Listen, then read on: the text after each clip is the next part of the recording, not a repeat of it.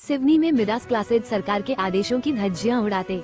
शिक्षा विभाग के अधिकारियों के आंखों में बंधी पट्टी, सरकार के आदेश का पालन नहीं कर पा रहे हैं अधिकारी। 16 साल से कम उम्र के बच्चों की लग रही कोचिंग क्लास। राष्ट्र चंडिका न्यूज। सिवनी जिले में कोचिंग संस्थानों में शासन के दिशा निर्देशों की अवहेलना हो रही है। कई कोचिंग ऐसी है जो बिना पंजीयन के संचालित हो रही है, जबकि 16 वर्ष से कम उम्र के बच्चों को भी कोचिंग में पढ़ाया जा रहा है। इसके बावजूद भी जिम्मेदारी अधिकारी इस ओर ध्यान नहीं दे रहे हैं। गौरतलब है कि केंद्र सरकार ने 2024 में कोचिंग संस्थानों के लिए नई गाइडलाइन जारी की थी। इस गाइडलाइन के मुताबिक कोई भी कोचिंग संस्थान 16 साल से कम उम्र के बच्चों को अपने यहाँ दाखिला नहीं करा सकते, जबकि जिले में अभी भी कक्षा 9वीं से लेकर 12वीं तक के बच्चों को कोचिंग पढ़ाई जा रही है। इन बच्चों की उम्र 16 साल से कम है, लेकिन इसके बावजूद भी नियमों की अनदेखी हो रही है।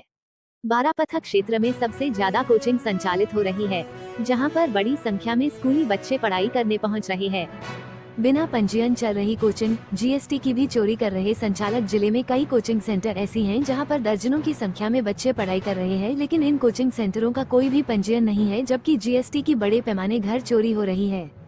इस मामले में संबंधित विभाग का भी ध्यान नहीं है। कोचिंग संचालक जीएसटी की चोरी कर रहे हैं, जबकि सरकार ने जब सभी कोचिंग गाइडलाइन जारी की थी, उसी वक्त सभी कोचिंग संचालकों को 3 माह में पंजीयन कराने के निर्देश दिए गए वे। इसके अलावा कोचिंग की गुणवत्ता को बढ़ाने के लिए किसी भी प्रकार का भ्रामक विज्ञापन व फ्लेक्स नहीं लगाने के निर्देश दिए थे।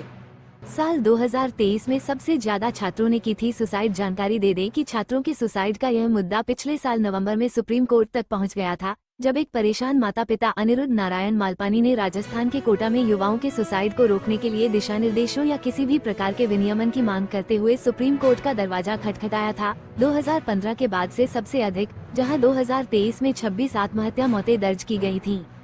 छात्रों की मानसिक भलाई के लिए कदम उठाना चाहिए। जारी दिशा निर्देशों में कहा गया है, छात्रों पर हाई कंपटीशन और एकेडमिक प्रेशर के कारण कोचिंग सेंटरों को छात्रों की मानसिक भलाई के लिए कदम उठाना चाहिए और अपने छात्रों पर बिना दबाव डाले बिना क्लासेस चला सकते हैं। आगे कहा गया, कोचिंग संस्थानों को मानसिक तनाव और अवसाद के समाधान के लिए छात्रों को परामर्श देने और साइकोलॉजी की मदद करने के लिए अनुभवी साइकोलॉजिस्ट को शामिल करने के लिए कहा जाता है। इसने मेंटल हेल्थ को बढ़ावा देने के लिए एक रूपरेखा तैयार की, जिसमें मानसिक भलाई, दृष्टिकोण और व्यवहार, मनोसामाजिक समस्याओं और गंभीर समस्याओं या मानसिक विकारों से शुरू होने वाली समस्याओं से निपटने के लिए संस्थान को तैयार रहने को कहा गया है।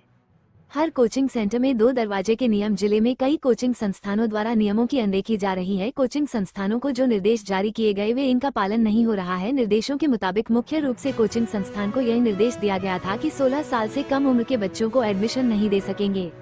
किसी भी तरह की भ्रामक जानकारी नहीं दी जाएगी। अच्छे नंबर या रैंक दिलाने की गारंटी नहीं दी जाएगी। कोचिंग संस्थान ग्रेजुएट से कम योग्यता वाले शिक्षकों को नियुक्त नहीं करेगा। तलघर में कोचिंग का संचालन नहीं किया जाएगा।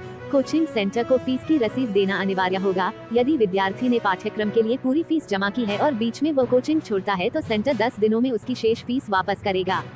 साथ ही अपनी वेबसाइट पर शिक्षकों की योग्यता, पाठ्यक्रम, उसके पूरे होने की अवधि, छात्रावास सुविधा समेत सभी चीजों के शुल्क सहित दर्ज किए जाएंगे। इसके अलावा कोचिंग सेंटर में 2 दरवाजे और अग्निशमन अनिवार्य है। राष्ट्र चंडिका न्यूज, सिवनी।